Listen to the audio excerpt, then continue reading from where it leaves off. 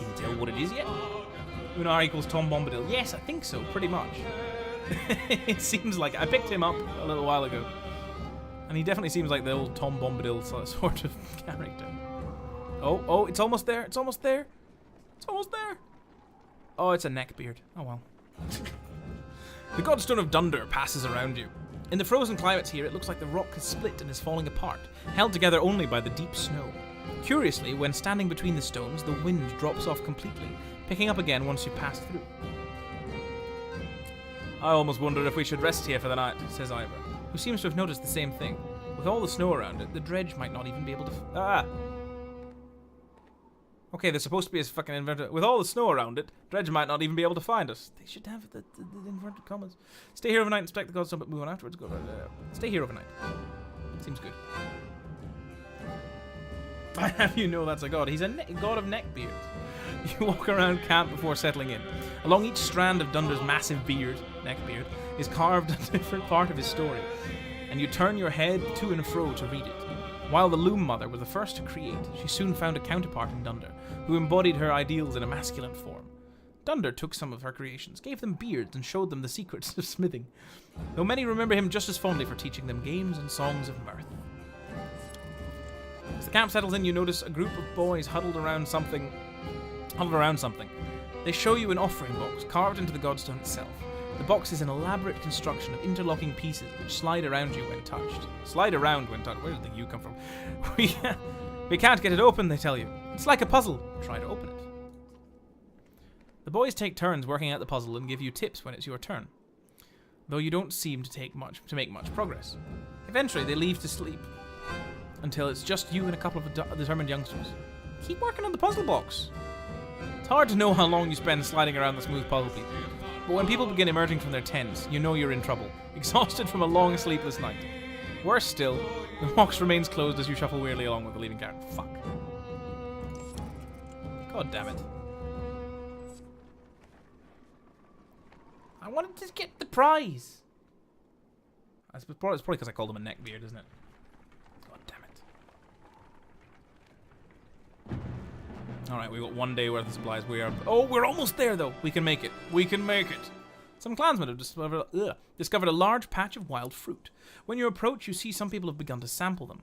A mother frets about whether they're safe, and after overhearing one of the children say that it tastes funny, others start gathering by the basketful. Take a bite yourself. Can't even solve a Rubik's Cube. Unfortunately. Well, it's kind of hard. I can't do Rubik's Cube. I'm terrible with them. Discourage them from eating the fruit. Observe someone who already ate it. Like you. You might be poisoned. Come here. Let me have a look at you. Yeah, you're turning a little bit green. No. Sorry, mate. You're fucked. Offer a piece to one of the animals in the caravan. Yeah, animal testing. Lacking a poison taster, you hold out the fruit to a goat. The beast sniffs it before eating the entire fruit. Only the pit falls to the ground as the goat licks its mouth and leans forward to your hand, wanting more. Gather as much as you can. Hopefully the goat won't die. Or everyone else. Many clansmen follow your lead, while others continue eating and collecting. Later that day, a few fruit-stained peasants stumble around with drunken grins. Apparently the fruit was fermented, not poisonous. Nice. That's fine. Oh, morale, no! It's alright, we're almost at Haukstorp, so this is fine. There's no problem with eating fermented fruit. It's lying on the ground. It's just a tiny bit alcoholic. In the distance, Haukstorp smolders like an old campfire. Even from here, you can see black figures shambling through it. That looks like a dead town, remarks Ivor, confirming your impressions. There's usually survivors, Oddlife reminds you. Check it out, just in case. I hope others would do the same for me. Dredge are nothing we haven't faced before. Ivor grunts, but otherwise... Oh no, shit, that was Rook. Oh well. Besides, it might throw Bellerer off the scent a bit. You head a day's march out towards Haukstorp. Let's have a look at it. As soon as you step foot inside the small town, you think you've made a mistake. It is thoroughly littered with corpses. Within moments, the dredge are upon you, as though you've stirred up an angry hornet's nest. You draw your weapons. Fuck. God damn it. Nid! We have a Nid. Alright. Get rid of Eggle. Take Nid. Too many archers, though. Get rid of Oddlife. Take Ivor. Definitely take Ivor. Yes. There we go. Ready for battle. Oh, actually, give this to her. Seeing as she's level 4 now. Let's go.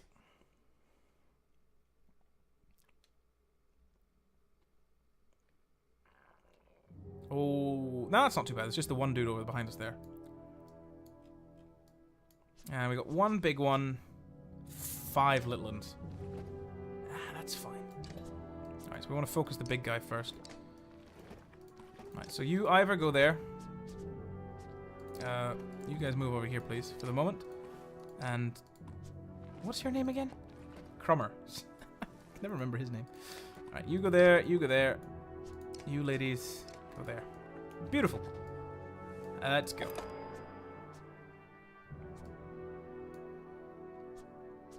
I don't know if I want to charge all the way out. I probably do because these guys are slingers. So let's fucking go. Right, so attack this dude, break, shitloads of armor, and then get absolutely murdered, pretty much. Oh yeah, you're gonna get one-shotted by this big dude when he gets a turn. What are you gonna do with one arm?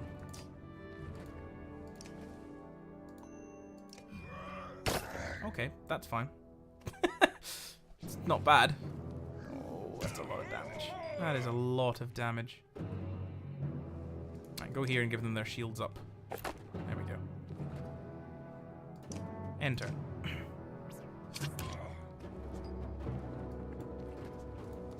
Right, you're gonna be able to do a shit ton of shield break here. 7 shield break! That's all his shield. Armor, rather. Only need one arm to use your fist. This is true. Nid! Fucking Nid. Get her away from that. What's Bird of Prey? What is that? Fires arrows at greater range with a 100% chance to hit. Oh my lord. I don't need that though, to be honest.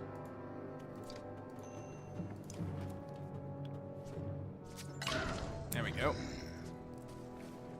Oh, bye-bye. Oh no, it's just one. That's fine. Rook is going to take this fucker down. Nice. Bye, Crummer. Oh well. But how does he do the battering ram? I want to test it, but it's not useful in this situation at all. I want to give Nid some levels as well. She's badass. Don't do that.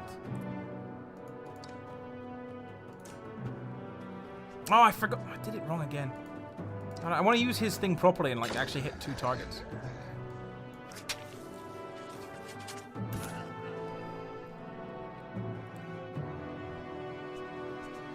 Okay, so who's going next? That dude. Oh, that's fine. Needle. Needle this guy. Oh, okay. Something weird happened there. Something very weird happened there that I don't think was supposed to happen.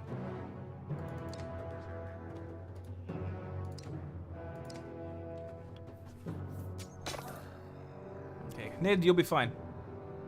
We'll level you up and you'll be great.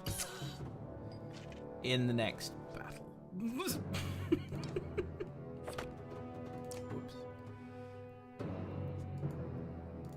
I think this is gonna work.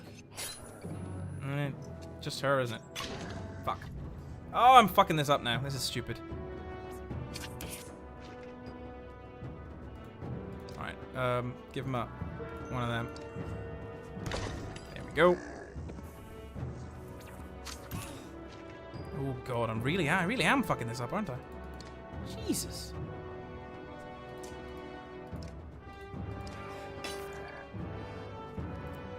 Why buy supplies when you can level up Nid? I didn't even use any renown on her. I promise. I promise I didn't.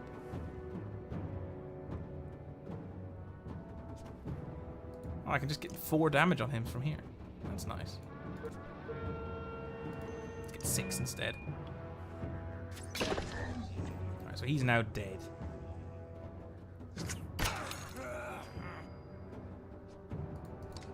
Also, the clansmen aren't even helping me. They aren't even doing anything.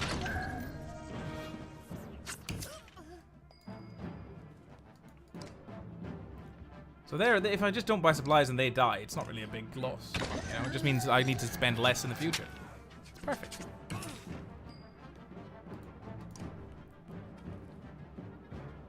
And turn, run away. So you don't end up dying as well. You can move forward. You can move forward as well. Oh, he's going for her, isn't he? What a cunt. What an absolute dick. Alright, let's go. Stop running away. Absolute wuss.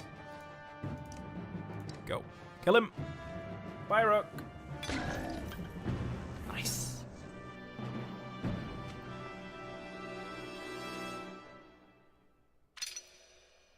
Yeah, Crummer's injured. Nid's injured. Everyone's injured.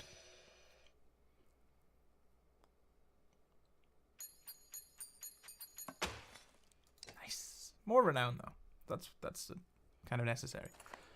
This town is nothing but ghosts and now covered in more dredge bodies, too. Remarkably, as you're about to leave, you find an old man sitting quietly in a tattered market stall with a couple of items in front of him. He hums to himself as if nothing were wrong and seems to be in shock. Your clansmen gather him into the caravan before you leave. Hey, +1 clansman. There you go, we're fine. Oh, we can speak to Nid.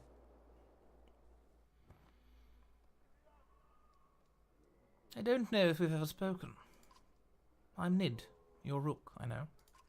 We've actually been travelling together for a long time. Isn't it strange how we can be so close to people and not know them? Every day I pass people I swear I've never seen before.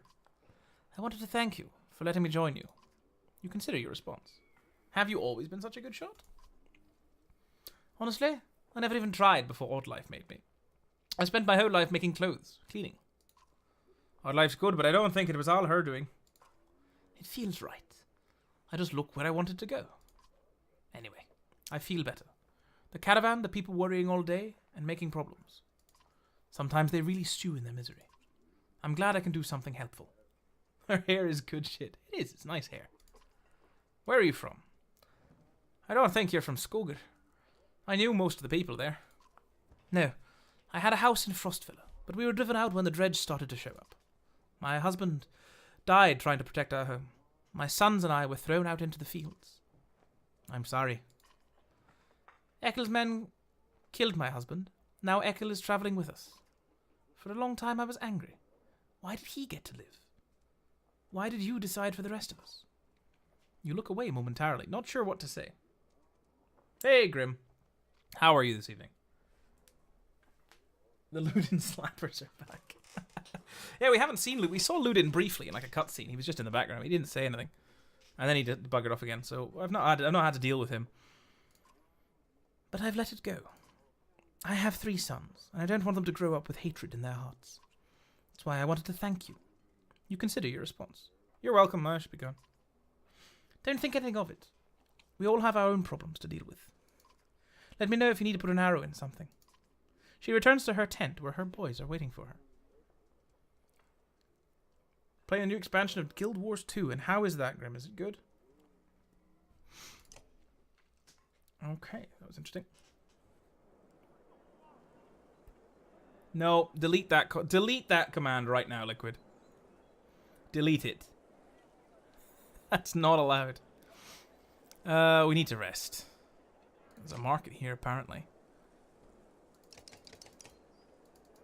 Confirm. But we need to fucking rest. Mounts.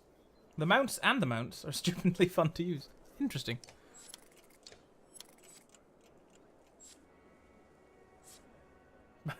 I don't have anything to do with Ludin. He is his own man. They don't have anything else left. I haven't seen him in this session yet. Leave.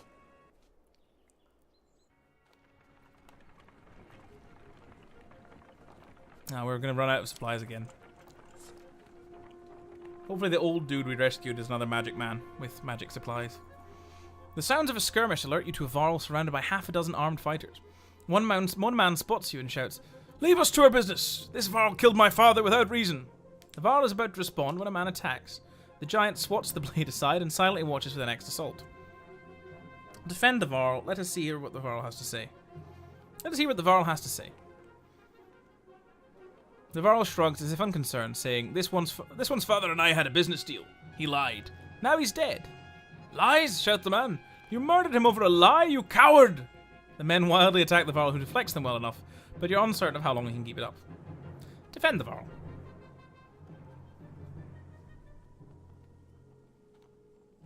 I didn't kill him. Good lord. No, he was just slapped about a bit. Not killed. Never killed. We just, like, smacked him up a bit. "Ivor," you say. "We could use any Varl with a good sword arm, couldn't we?" He nods, readying his weapon. The men immediately back off, the prospect of fighting your entire army suddenly unappealing. They watch from a distance, shouting obscenities and something about injustice. The Varl turns toward you. The Varl turns toward you. "Didn't need the help, but if I'm going to travel, it may as well be in the company of other Varl." He falls in line with the others, and you return to travel. +1 Varl. Nice. Oh, we got +5 renown as well, so we can buy more supplies. Oh, hello. Dramatic singing music. Ooh, it's another Godstone. This one has a woman talking about feminism and women's rights or something. Can't read this. It says something like Schule er heim om. No, can't read the rest of it. Didn't make any sense anyway. The Godstone for Ingrid, goddess of knowledge, looks on as the caravan takes a much-needed rest. Ivor shoos some of the children away from a solitary dredge slinger lying dead beneath the stone. "Should we be worried about that?" you ask Ivor, pointing to the dredge body. "I don't think so," he replies. "Still, couldn't hurt to have a few guards look around." Hours pass without warning. Inspect the Godstone. Ingrid's Godstone is carved with ancient runes, which don't make much sense to you, though Ivan tells you some of the Menders have deciphered them. It's how the Menders learned the language of the gods. Past the largest stone, a long series of slabs contain more writing all the way down the hill. The odd thing, he tells you, is that the writing occasionally changes depending on who is reading it. Usually it describes the history of the gods, but it can be about nearly any topic. Sadly, Ivan doesn't know how to read it himself. Juno could, he says. Pack up and move on. As you're ready to depart, you hear screams from near the main Godstone. The same boys so curious about the dead dredge before are shrieking and pointing. For a moment, you think it must not have been dead, but then you see that they have opened a wrapping that was around the dredge's hands.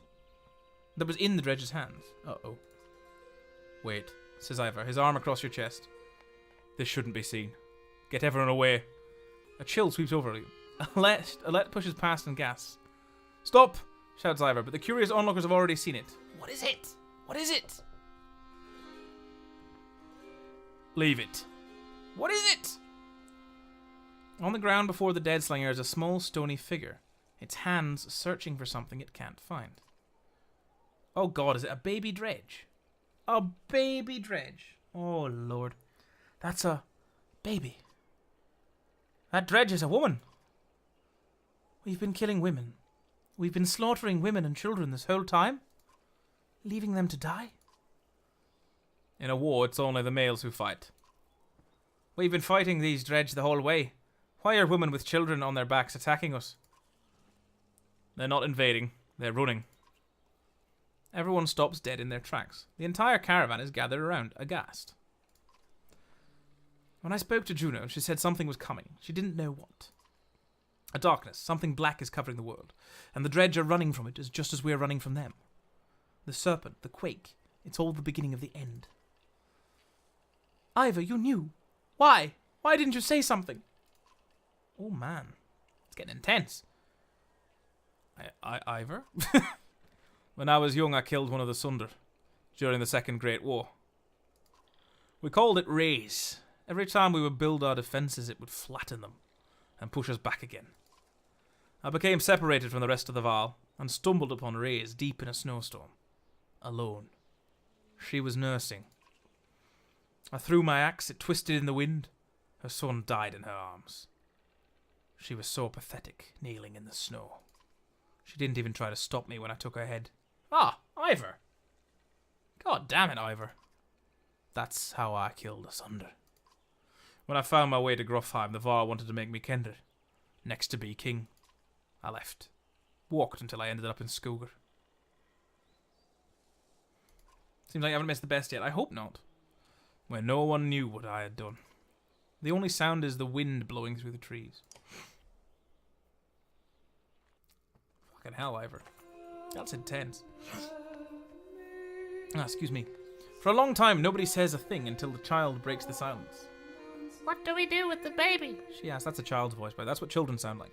A lump forms in your throat, looking at the small obsidian creature squirming before you. Put it to a vote!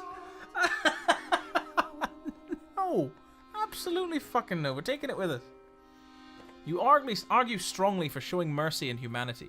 Some of the women in the caravan hesitantly agree to take in the dredge infant, while others are furious about bringing it alone. Don't be specious. Vote the baby. That's just the stupidest reaction. It's like, well, there was a child here. Let's take a vote. Are we leaving it to die, or should we take it with us? Fuck off. Not long afterward, one of the women comes to you. Its swaddling was being held by this, she says, giving you a hairpin that looks distinctly undredge-like. It's a half-dredge. An inscription on the silver almost slips your notice. Persevere. From the goddess herself, if you ask me, the woman tells you. Gained item, Vadrun's silver brooch. Achievement unlocked, Godstone Ingrid. Interesting.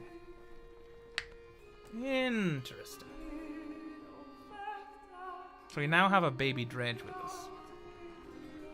I wonder how that'll affect things.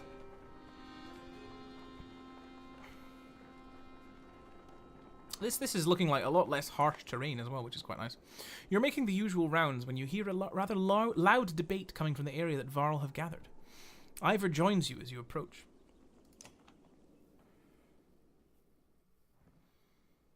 Ubin, you'd rather be known for falling asleep and dying in the corner of a mead house than battling asunder. No, I'd rather be known for not dying. Don't even know what you're worried about. I did this 100 times in the Great Wars. Take some warriors, plough headfirst into the dredge. They follow you into the hills, get lost, now they're not following you. When you did this 100 times, did they have Bellower leading them? Have you never heard about the time I hit Bellower in the head with a throwing axe? Both Varl halt their debate when they suddenly notice you watching. Don't stop on my account. Careful, my friend. A lot of old history getting thrown around here. The warriors were just noting that there's a damned good number of dredge on our asses. Bellower pulling up the rear. This one thinks he can just wander up there and throw them off our tracks. How about some gratitude? Thought you'd be happy to finally be the oldest Varl in the land, Ubin. I'm never happy to lose more Varl, Krummer. Besides, I'm not convinced you're really older than me. Old rivalry you've got here. Comments like that remind me, I've already wasted too much time doing nothing. In the old days, I'd already be halfway into the battlefield by now. Speaking of which, you coming in, Var? You could ask Bellower for your arm back. Don't think so. Not exactly in the mood right now. Alright then, I'll tell Harborg you said hello. Krummer and a good many Varl warriors head out toward the growing army of dredge. Is he going to come back? He always has before. But this time feels different, I fear. Oh, is he fucking dead? Is he just dead? Is that it? God damn it. Morale declined. 1 day worth of supplies left. Oh, fuck. That's not so good. I can't see the next place we're going yet on this. A gaunt man and woman approach the caravan, hands held high. A word, friends, the man says. We are poor farmers, down on our luck. The woman hits him and says, We're outlaws, plain and simple. 10 of us and we'll help you with a fight for some food up front. Join us, but you'll be watched. What are your crimes? Misunderstandings, the man says. Meat houses are confusing. Never know when you've drank your share. The woman hits him hard again and says, We've stolen, killed a few we had to. Skills that might benefit you here. Join us, you'll be watched. The two quickly shuffle to a supply wagon as 8 more bandits emerge in the wilderness. Oh, for fuck's sake. They gorge themselves on salted fish and cheese. I don't have any supplies. Why did I do this? Taking them to thank everyone. After eating, they politely keep to themselves. Right, plus 10 fighters, minus 3 supplies. Yeah, that's fine. We're out of supplies now anyway. Oh, we're almost there. Minus 2 var. Oh, fuck off.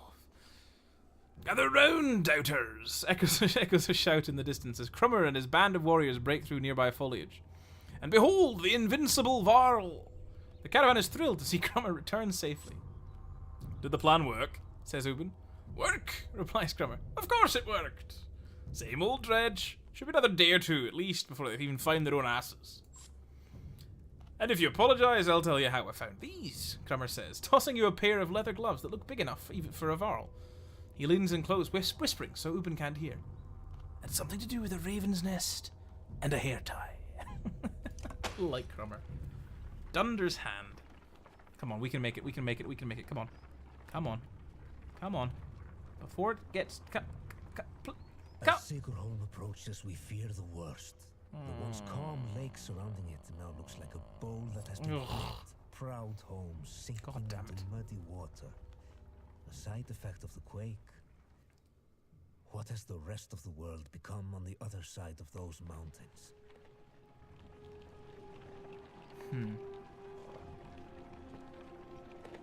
I'm gonna need some supplies, please. This place looks nice. Look, there's a person here. There's a couple people up there. There's people here. We can buy shit. Excellent.